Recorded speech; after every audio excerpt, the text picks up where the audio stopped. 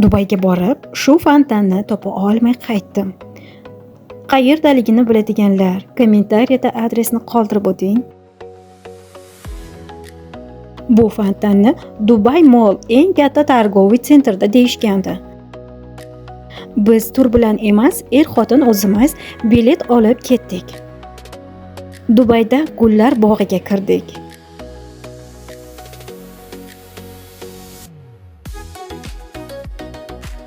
Yonida kapalaklar bog'i ham bor ekan. Unga ham kirib mazza qilib aylandik. Dubai Mallni 2 kun axtarib ham bu yerni topa olmadim. Dunyodagi eng uzun musiqali fontanni ham ko'rdik.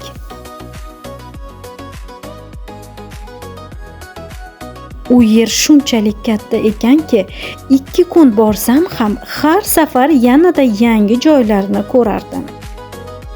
Menga o'xshab shu fontanni ko'rmay qaytib kelganlar bormi?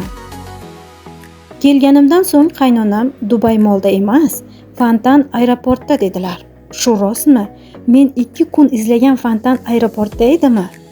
Qanday qilib Dubayda 2 marta yo'qolib qolganim haqida keyingi reelsda sizga gapirib beraman.